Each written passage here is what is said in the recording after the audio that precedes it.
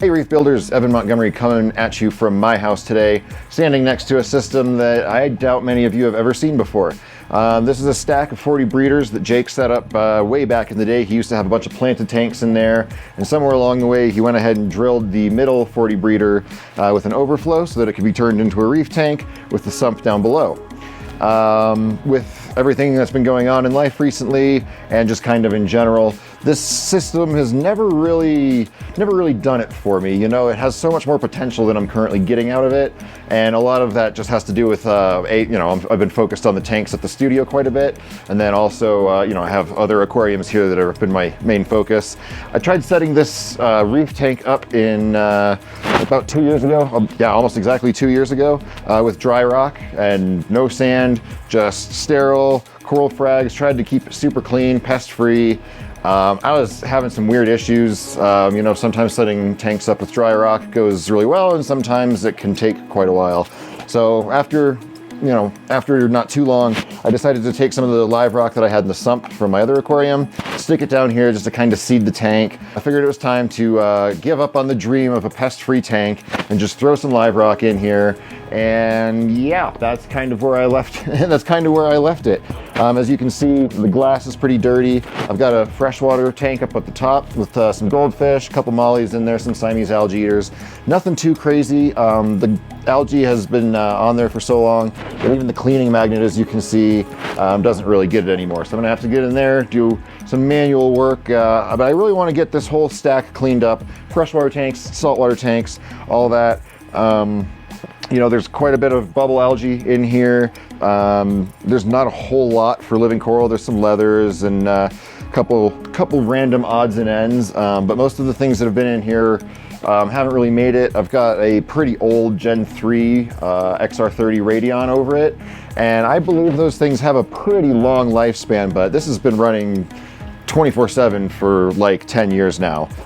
So I'm not blaming any of my failures in this tank on the old light, but I do think a possible upgrade on the light fixture in the future would be worth it. There's not a whole lot here to give you a tour of.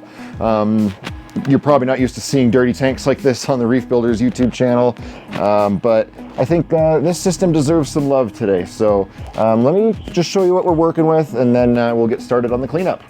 So starting with a 40 breeder on the top of the rack here, like I said, I've got one goldfish in here. I wanted this to be a whole fancy goldfish tank, and I had a whole community of them in there, and then I did the rookie move and bought a goldfish from PetSmart that brought in some ick or something and killed the rest of them. So this tank, I don't know if I'm gonna get any new fish for it soon, but it could certainly use a good clean. I have 2 penguin bio-oil filters, one of the doubles and one of the singles. I forget the exact model numbers, and the bio-oils on those stopped spinning a while ago. They could use some new filter pads. I'm just kind of using this old XR30 light for now because the power supply on the light that I was using burned out, and I just had that laying around. So it's kind of funny to see an XR30 Reef light over a goldfish tank, but hey, that's what I have. So the fans in here, I'm not sure if it's picking up on the microphone. I'm sure you can hear the fans are spinning quite loud on both of these lights. They are quite full of dust. So that's going to be one of the first things I do today, is to actually take these out to the garage and hit them with the air compressor real quick and get some of that dust out. As far as the actual reef tank goes, if you want to even call it a reef tank, it's looking pretty sad. I've lost one of my big green tongue corals I've had, just kind of slowly has been dying. It's finally done. Some Duncans with just a few polyps, barely fighting back the Xenia and Aptasia. A couple of random leather corals that we were just getting rid of from the studio, and I figured I would try to give them a second home. Despite the neglect, there are a couple corals in here that still look okay. This Gorgonian still has some good life left in it. I'd like to clip the tips off. They have bubble algae. Clearly, this Vortec pump needs some love. I don't think I've seen that much Valonia anywhere else ever. Clean out the overflow teeth, light, obviously the glass, just to clean this up. I'd like to give it a good water change, scrape everything down, and then down here in the sump, I'm not sure how well you can see, it's also a little bit stagnant, quite a bit of detritus built up down there on the bottom. The, what is this, Reef Octopus skimmer that I've been using for a while.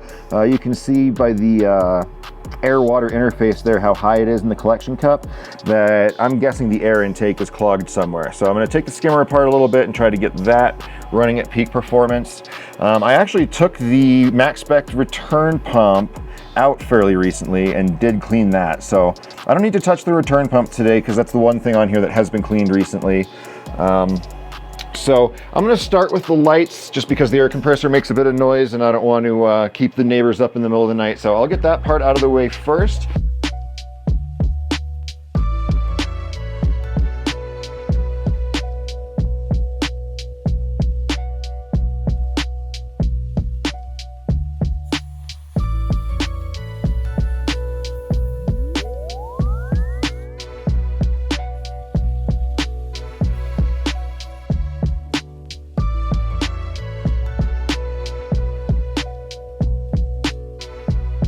All right, got the dust cleaned out of the fans on both of the Radion light fixtures here. There was quite a bit of dust in there. I'll even get in the fan with a Q-tip and some rubbing alcohol and kind of really clean things up as best as I can.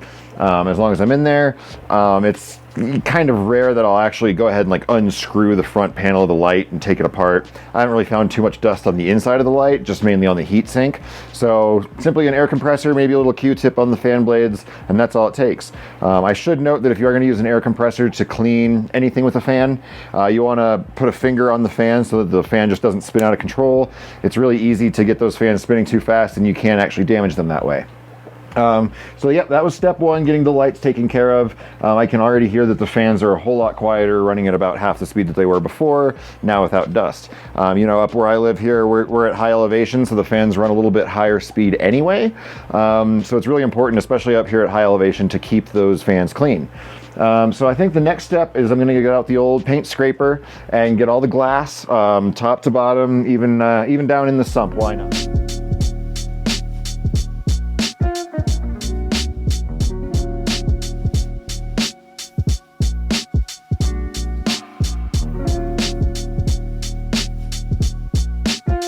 Got done doing the glass on the freshwater tank, and as soon as I started doing the glass on the saltwater tank, I kind of had a thought that it would be a really good idea to zip tie just a normal filter sock to the drain line, so that, because I realized I was stirring up a whole bunch of stuff even just cleaning the glass. So even though I'm doing a water change later, it's a good idea to just put a filter sock on there temporarily as I'm working in the tank, just to catch all the big stuff that I'm stirring up, because it's so much easier to just get it out of the tank that way. As I started doing this, I realized, hey, a filter sock would be a really good idea. So let's carry on. So already, I mean, that's a lot of what I needed to do just right there to make the tanks look better. This freshwater tank, as you can see, really wasn't actually that dirty. The glass was just dirty. So now there's a whole bunch of like sheets of algae I just peeled off the glass, kind of laying on the bottom of the tank. So I'm gonna get the old Python water changer out here in just a minute and suck that out. But in the meantime, I'll show you what the Reef looks like now. Obviously the water's still a little dirty from me stirring stuff up in there, but you can actually see into the tank now. I think step one, or the next step I should say, is going to be to just remove a lot of the live rock in the back that has no corals on it and is just covered in aptasia. I could probably get a file fish or something to try to tackle this problem, but he would have his work cut out for him. As you can see, there's quite a few aptasia in here, most of which is on rock that I can sacrifice. I have a whole bunch of live rock down in the sump, so I'm not too worried about the biological filtration aspect, and most of this is pretty clean. I don't see too many aptasia, if any at all, down there. All right, I got a decent amount of stuff removed from this tank. A couple of rocks were iffy. You know, the main one, or one of the big rocks in the back there, has a bunch of xenia on it. I thought about taking it out, but it's not really hurting anything, and a little extra xenia for nutrient export's not going to hurt either. Kind of shuffled things around a little bit. I'm still waiting for my salt water to mix up. It's still a little cloudy. It's not quite clear, ready for the water change yet.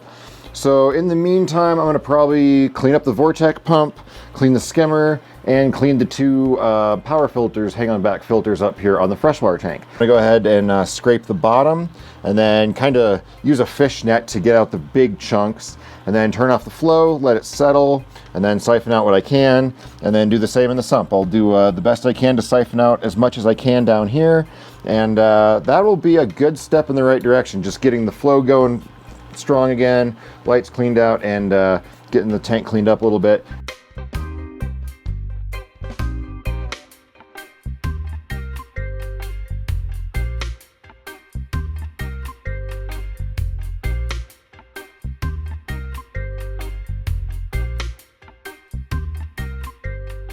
We're back. It's been about 2 days. I wanted to give these tanks a good opportunity for the new filter pads to clear out the water and the corals to kind of readjust to their new positions and open back up again. Kind of starting at the top with the freshwater tank, obviously cleaning the glass helped a lot. I gave it a good probably 50% water change, cleaned out the filters, new filter pads, and a little trick with those bio wheels. If you have a bio wheel filter and they stop spinning for a time, then the bottom becomes heavier than the top of the bio wheel, so it's really hard to get it spinning again. But if you just plop them in the tank for a day or two, let the entire bio wheel become saturated with water, then you put it back in your filter and magically they start spinning again because the weight's balanced. So just a little trick that we use when our bio wheel stops spinning and we don't catch it right away. I changed the light spectrum on the radion on this tank, just shifted it towards the white end of the spectrum a little bit more. Just looks better for a goldfish tank, a freshwater tank, a semi-planted tank. You know, the aquascape in here has never been, there's never been a whole lot of thought in the aquascape in this tank. I put some terrestrial plants in here that rooted quite a bit, as you can see. And then I've also got plastic ornaments, little caves for the fish to hide in, and things like that. So this tank's looking great. I want to find some more healthy goldfish in the future. I'm not giving up on my dream of a goldfish tank yet. Goldfish are just really nostalgic to me. I used to keep quite a few as a child. It's hard to find healthy ones locally, I'm finding, but I think if I order some online, you know, I have my eyes on a few websites where I can probably find some healthy ones. And it's a good time of year to ship them because goldfish actually do better in colder water. Anyway, that's about it for the freshwater tank up here for now. Plans in the future, but that's what it is today. Moving on down to the reef tank. In the grand scheme of things, not a whole lot has changed. I cleaned up the Vortec pump, so there's a whole lot more flow, which will help keep it cleaner in the future and help get that detritus down the overflow. I didn't change the light spectrum at all, but I did increase the overall intensity by about 10%. So just a little bit more juice hitting these corals. There was a few corals in here I decided that wasn't really worth dealing with or fragging and getting pests off because I have other colonies of them right over here. So for now, I kind of want to keep this tank clean like this, I think. I haven't really decided yet. I still have to go in. The Duncan coral still needs to be trimmed. I think to properly do that, I'm going to have to take it down to the studio and use the bandsaw to get some really precise cuts. The leather in the center of the tank and the Goniastria right in front of it basically steal the show in this tank for the time being. Those two have never really skipped a beat. These three leathers are ones that we were about to throw away down at the studio, and I figured I'd give them a second chance at life up here and see if they liked my tank better, because they just really weren't doing down that well down there for some reason. The Gorgonian I'd like to trim basically right below where the branches start branching and re-glue those to the rocks and kind of make that a big centerpiece. But I think my first step in this tank obviously is to still get ahead of the Aptasia. You know, I knocked them back by 75% just because most of them were growing on rocks that I either took out or they were on the glass that I scraped off and then just siphoned them out. So I got ahead of them quite a bit, but I know that it doesn't take that long for them to come back. So that's my goal for now, and I'm kind of lucky in this tank with less corals because I can be a little bit more liberal with the sodium hydroxide that we kill Aptasia with. You know, in a normal reef tank, you don't want to use too much because if any of it drips off and falls on a coral, that's not good. But in here, the risk of that happening is relatively low. I think I can get probably most of them. I wouldn't do them all in a day just to avoid a pH spike from the sodium hydroxide. But you know, over the course of a week, if I went in here once a day and killed 20 Aptasia, I think I'd really get ahead of it because they are pretty much just in the display. I don't see any in the sump. As far as the future of this tank, it could really go in any direction right now. I've kind of always wanted it to be just another mixed reef, almost an extension of the display tank that I have over here. kind of just my extra trimmings, maybe a couple one-off rarities that I would put in here. This rack of 40 breeders is one of the oldest systems that I'm aware that Jake still had running. It never really fit into the studio. He built this probably about 10 years ago. And then, yeah, it was 2018, 19. He decided that everything that he had in the tank could go elsewhere in the studio, and he didn't really have a place for it. So I ended up with it, and it's never really hit its stride. You can find 40 breeders at Petco on the $1 per gallon sale for $40, literally.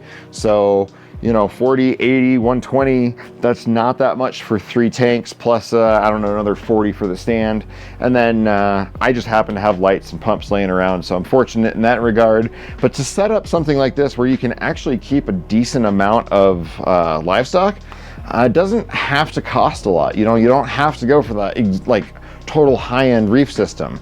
And even if you do go for a high-end tank, you can still use a 40 breeder as a sump, or a 60 breeder, even better. 40 breeders are wide enough to where you can actually create a decent reefscape. Or in a freshwater tank, you know, the fish can actually turn around. You can keep larger fish than you could, say, in a 55, which technically is more gallons, but the tank dimensions aren't as conducive to animal health and proper behavior, as natural an experience as possible, you know. So I can't say enough about just standard 40 breeders. It's not tempered glass, so you can drill them. You can put a sump in, which doesn't have to be much more than just another 40 breeder. So props to Petco and the $1 a gallon sale for a relatively inexpensive freshwater and saltwater system. The sump on this system is just another regular 40 breeder like the other 2 tanks. I'm only using a fraction of the space with actual equipment down here.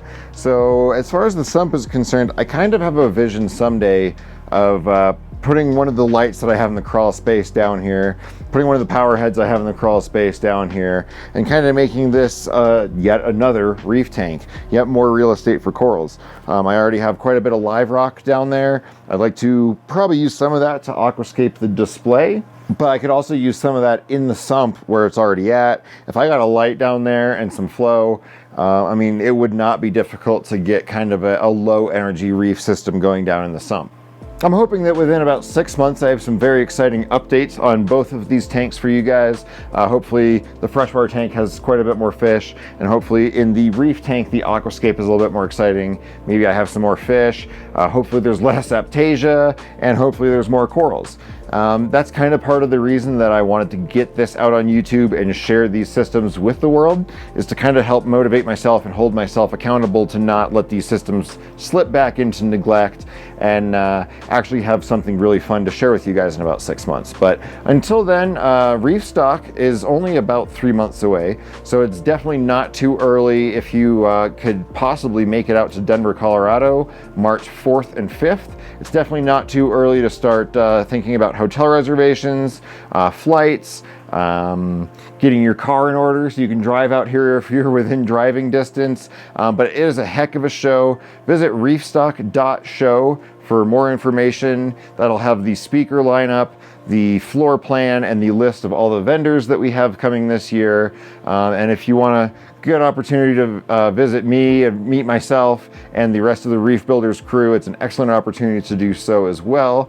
So I hope you can make it out March 4th and 5th to Denver, Colorado for Reef Stock. Subscribe to the channel if you're not already, hit the like button, and I really do look forward to comments and suggestions, maybe some questions about what we could do with these systems in the future. If you know a good place to get some good, healthy, fancy goldfish, I'd love to hear it, whether it's here locally in Colorado or online. If you have any suggestions for a good aquascape, maybe some corals that you'd like to see in the reef tank here in the future, maybe some fish you'd like to see in the future. Until then, I will just be here killing aptasia and staying on top of things as best as I can. So until the next video, I'll talk to you guys real soon. Later.